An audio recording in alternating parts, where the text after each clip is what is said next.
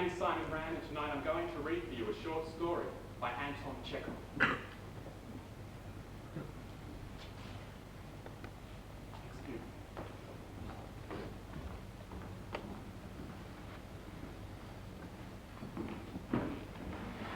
Excuse me.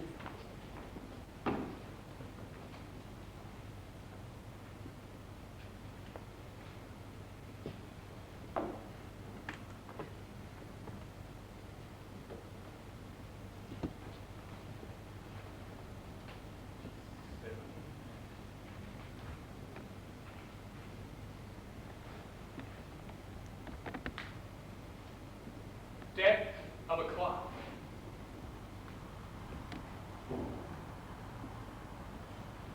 A very short story by Anton Chekhov. Death of a clerk. It was an excellent night when the excellent clerk, Ivan Dmitrievich.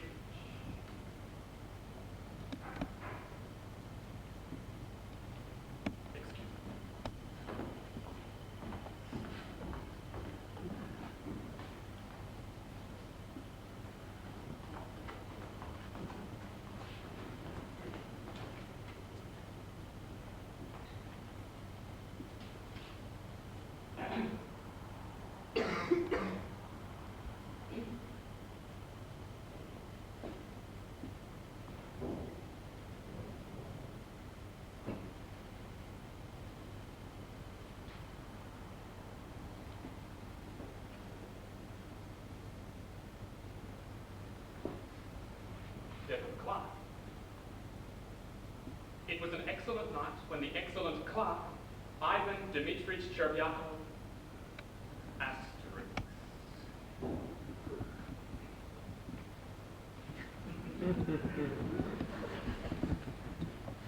From the Russian, Chervyakov.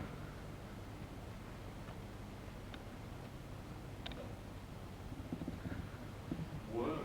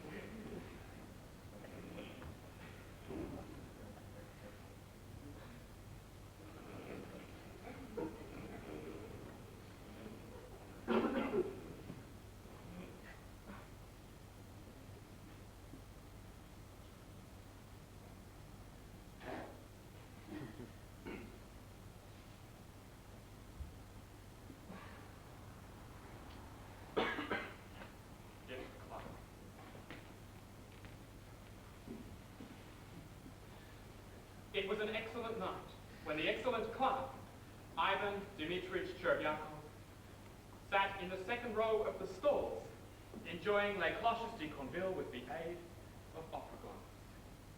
Full stop. He watched the stage and thought himself to be the happiest of mortals. When all of a sudden,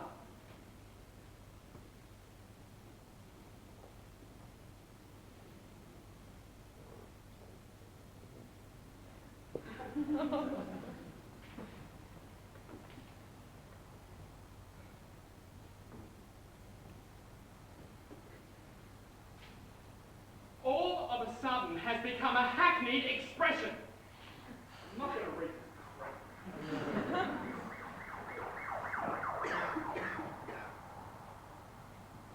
All of a sudden has become a hackneyed expression, but how can authors help using it since life is full of surprises?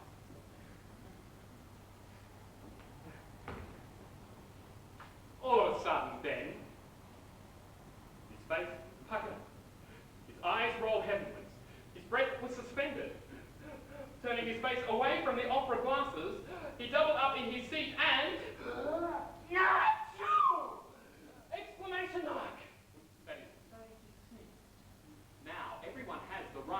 sneeze wherever he likes. Peasants, police inspectors, even privy councillors sneeze. Everyone sneezes. Everyone.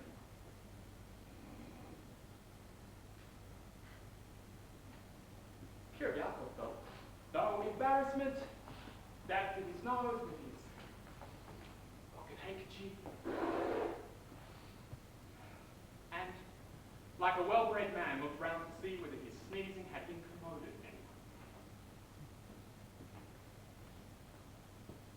And then he did feel embarrassed, for he saw a little old man sitting in the first row, just in front of him, carefully wiping his bald cranium and neck with his glove, muttering something the while. Cherebyakov recognized in the old man Civil General Britzelov of the Ministry for Communications. I sneezed over here! He touched my cheek, it's true, but still it's very awkward. I must apologize. Cherebyakov leaned forward with a little cough and whispered in the General's ear, I beg your pardon, Your Excellency. I sneezed. I didn't mean to. Don't mention it. Oh, do forgive me. It wasn't premeditated. Won't you keep quiet, for goodness sake? Let me listen.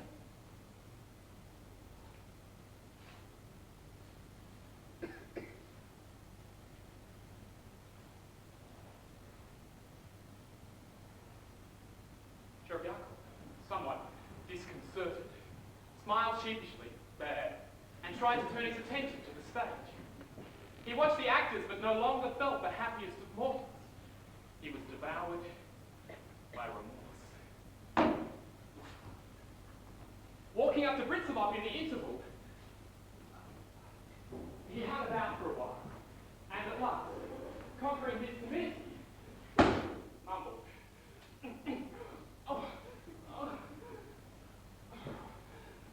I sneezed at you, Your Excellency.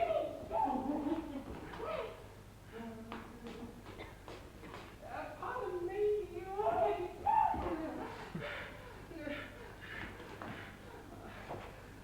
You know I didn't do it.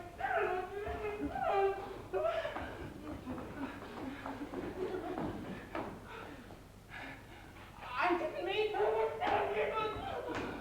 Oh, really? Now I've forgotten it. Not you go on, the General said, his underlip twitching impatiently. Oh, he says he's forgotten, but I don't like the look in his eyes. That doesn't want to talk to me. Oh, I must explain to him that I didn't mean to. That's the law of nature. Otherwise, he might think I meant to spit at him. Even if he doesn't think so now, he might think so afterwards.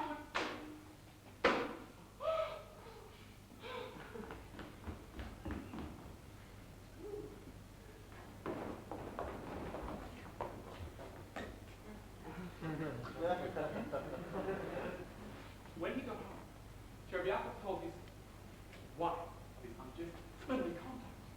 It seemed to him that his wife received the story with undue levity.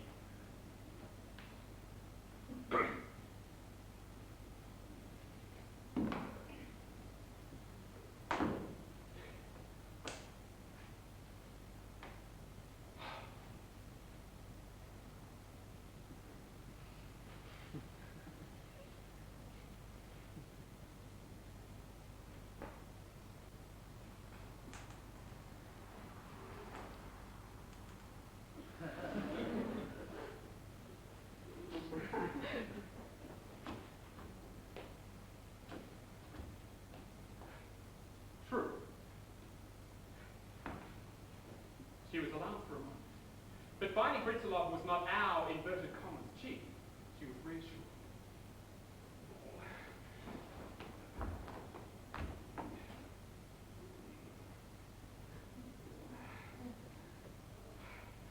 I don't think you ought to apologize, though.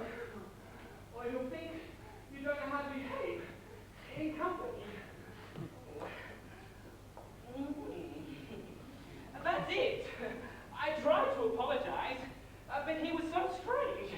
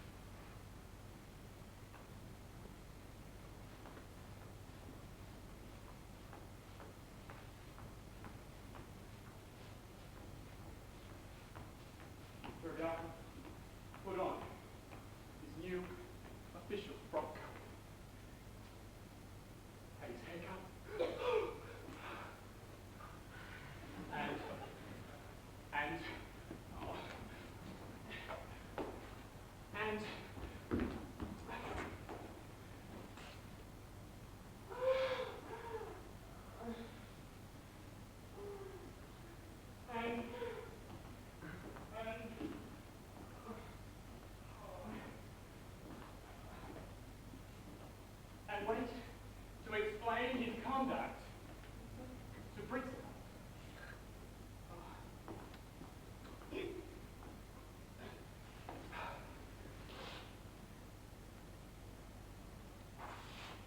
When he arrived, the general's reception room was full of petitions.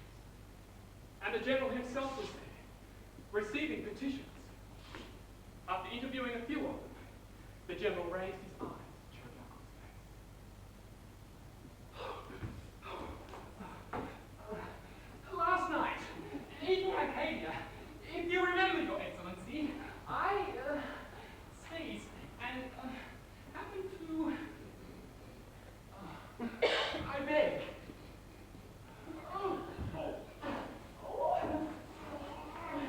What nonsense. What can I do for you?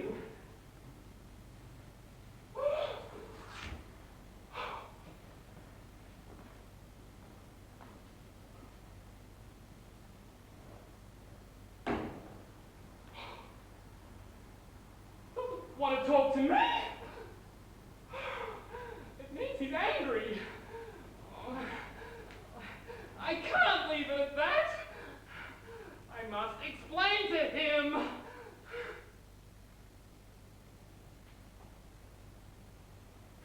When the general, having received the last petitioner, turned to go to his private apartment, I pursued him.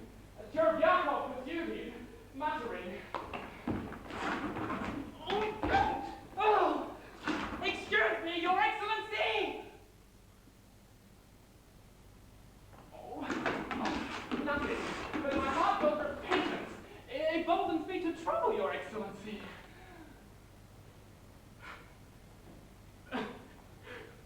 You are laughing at me, sir. Laughing? Oh, I don't mean to be funny. Doesn't he understand? And he, a general? Very well. I won't bother a fine gentleman with my apologies anymore. Devil take him. I'll write him a letter. I won't hurt him anymore. I won't, and that's all. Such were my thoughts. Such were Cherevyakov's thoughts as I walked home. But he did not write the letter. He thought and thought, but could not think how to word it. So he had to go to the general the next day to get things straight.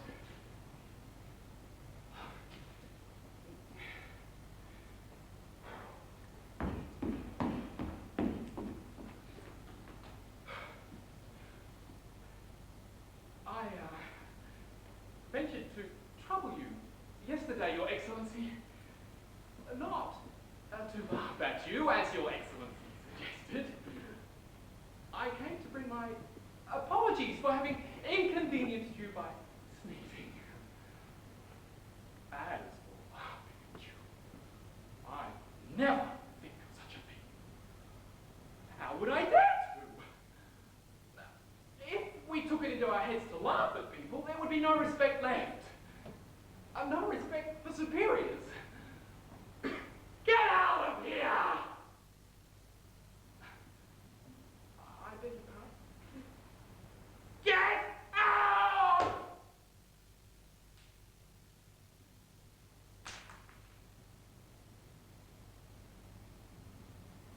I neither heard nor saw him. As I backed towards the door, walked out into the street, and wandered on. I stumbled mechanically home, lay down on the sofa, just as I was, in my official frock coat,